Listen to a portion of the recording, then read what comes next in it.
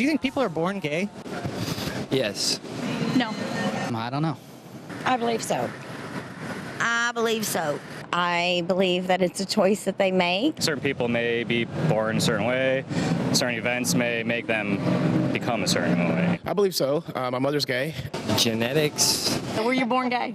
I think I was. I mean, I always thought of it. I don't think they would have chosen it. I honestly don't know. I think that's the most intelligent answer. I don't think so. I think it's a learned. Your parents might be doing it, or you might be seeing other people do it, and you might decide that you might enjoy it. It's an evil spirit in them when they are born. I believe they were born that way. There's absolutely no evidence that anyone is born gay.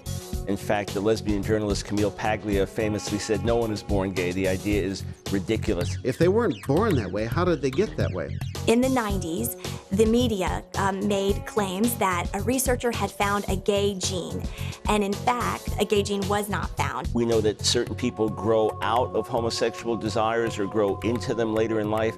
With lesbians in particular, there's a lot of evidence of fluidity, of people going back and forth. Brain studies were done where researchers claimed that the brains of homosexuals were different than the brains of heterosexuals. Brain studies actually don't prove anything about cause because our brains alter according to our experiences. In many cases, the homosexual attraction is very deep-seated in someone's life, so that as far back as they can remember, they felt different as a little kid. So in their minds, it feels like they're born gay. In 2008, the American Psychological Association admitted that researchers had never found a biological cause for homosexuality. Almost all of them that I was dealing with had been abused, or they came out of overbearing authoritarianism, that something was really, really wrong systemically in their family or in their background. Researchers have found that change of sexual orientation is possible for some people, and it takes place to varying degrees for varying individuals. Not everyone is going to experience complete removal of the attractions, never to return again.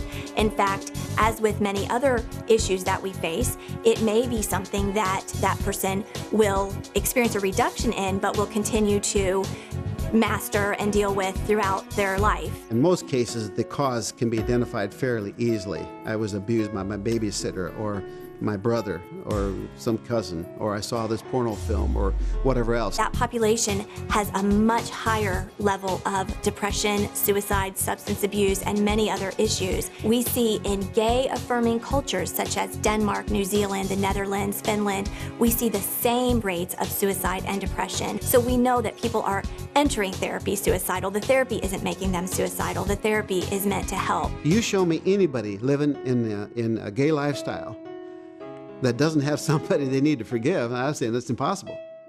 And so if you don't help that person forgive from their heart, you're not going to help them because that's a barrier between them and God.